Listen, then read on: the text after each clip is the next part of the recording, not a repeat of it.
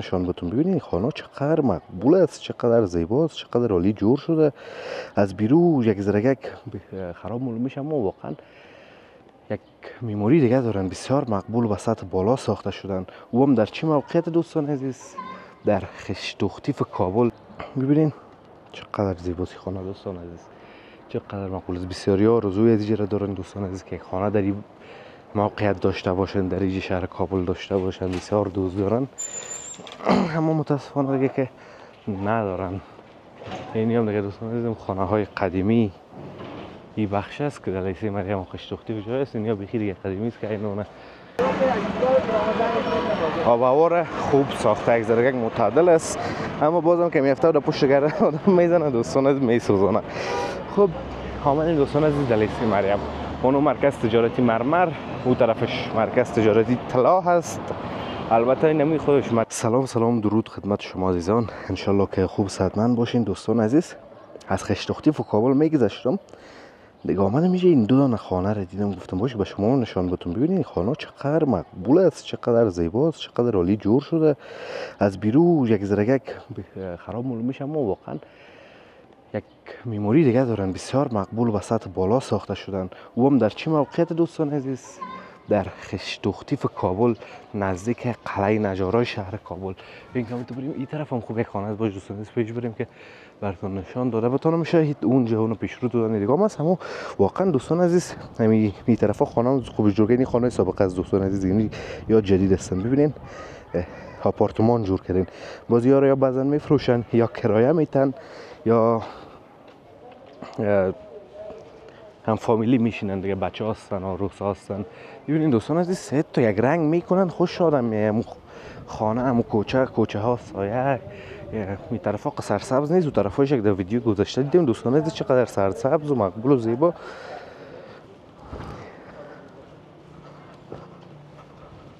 این طرف هم فکر کنم یک مکتب باشه کنه، هیچ یک زده بیرق زده. این طرف ببینید دوستان عزیز یک باغچه هم دارن در داخل اون.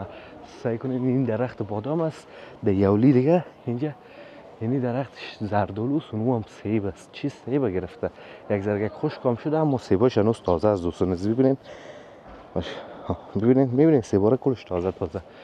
این خانه رو ببینید، واقعا دوستان عزیز خانه کوچک جور شده در چند بسوی محدود، اما واقعا زیبا جور کرده. این خانه یک زرگک نازک هم است و تو مقبول هم از دو گراج داره. ببینین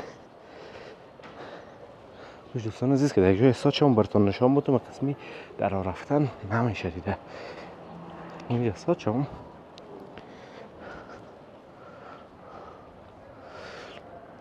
ببینین چقدر زیباست خانه دوستان عزیز، چقدر مقبول است. بسیاری ها آرزوی از اینجا دارن دوستان عزیز که خانه در این موقعیت داشته باشن، در این شهر کابل داشته باشن. بسیار دوست دارن، اما متاسفانه دیگه که ندارن.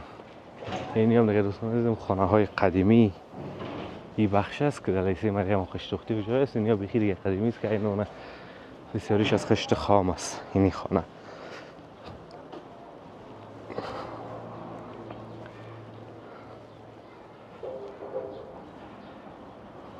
فضای دیگه چقدر آرام است دوستان عزیز، فضای دیگه چقدر آرام است. این خانه های قدیمی رو ببینین، کاملا حس حال هم قدیم با آدم دست میده. خوب دوستان عزیز ما برآمدیم در سرک کجا؟ سرک خشتوختیف شهر کابل.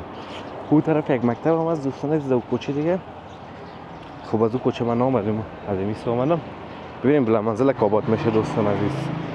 2 4 6 8 10 منزل است. فکر 10 منزل. چقدر بزرگ است، سونه در حال آباد شدن از یک باش آباد شود که چجور میشه دیگه. حالا برین دوستان عزیز طرف لیسه مریم، بازار بزرگ خیرخانه کابل.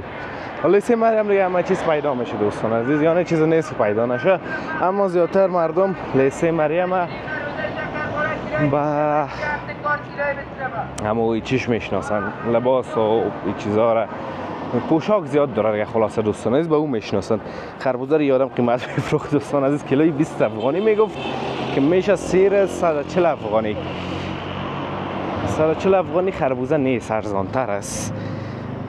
لالای ما یک قیمت میگفت. طرفم ببینید دوستان عزیز، من واقعا نمی خانه های بخش شهر کابل دوستان عزیز شخصا بسیار دوست دارم. شما را خونه میفهمم. این خانه اولا نمیگفتم نباشه دوستان عزیز، دومیش هم میگفتم بلند منزله که زیبا زیبا در این بخش ها آباد شده دوستان عزیز. این بخش شهر کابل دوستان عزیز کلا رو به پیشرفت است، رو به پیشرفت است دیگه. آباد شده میره. اون قسمی که دیدین ساختمان براتون نشون دادم. اما چندین جای دیگه هم از دوستان عزیز که خانه های قدیمی را چپه میکنن و از نو میسازن. یعنی خانه های کاملا قدیمی از دوستان عزیز است. 10-20 سال یا شاید زیادتر 30 سال پیش در نوش سرک دکان ها خانه. این دیگه دوستان عزیز یک گنج به تمام معناست. کسی که خانه را داره یک گنج داره در این موقعیت. قیمت از این خانه با این قواره دوستان عزیز بسیار بالاست، بسیار زیاد.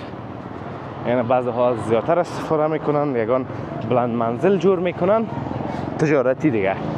اما بسیاری ها هنوز زندگی میکنن در اون خانه های قدیمی و واقعا نوش جانشان گفتیم یک سرمایه بسیار بزرگ است این خانه ها. همون دکانایش که در پایین کرا میتن دوستان عزیز اونمو خرج یک فامیل کوچک 2-3 نفره را میکشه.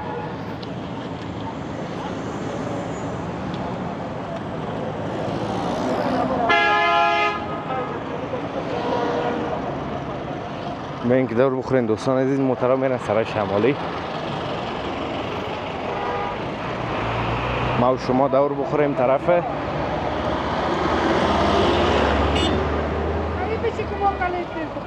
لیسی مریم.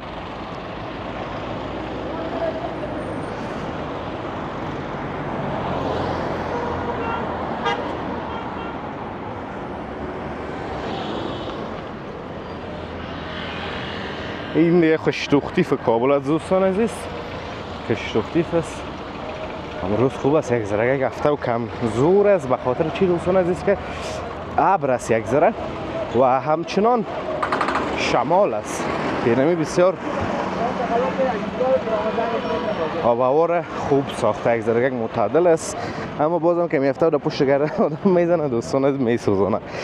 خب حامل دوستان عزیز در لیسی مریم، اونو مرکز تجارتی مرمر، او طرفش مرکز تجارتی طلا هست. البته این نمی خودش مرکز تجارتی طلاست، او طرف نامش طلا زده، این طرفش مرمر. دیگه نمیفهمم که واقعا هدفش از کار چی بوده، اما بر ما جالب است.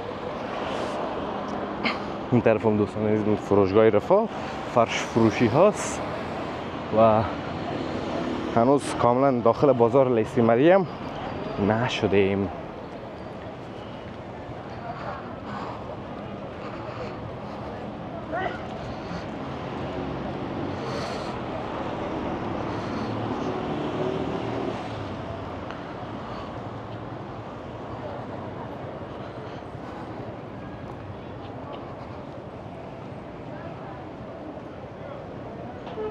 نه دوستان عزیز ببخشین، مرکز تجارتی مرمر ای از طلا اونو دیگه ایش است. ما اشتباه کردیم. این مرمر است و طلا فکر میکنم یک دونه است. نه طلا پیشتر است، مرکز تجارتی طلا و این مرکز تجارتی مرمر است. حضور مرا پذیرا باشین. گرمی از دوستان عزیز یک ذره گنگ سما کرده.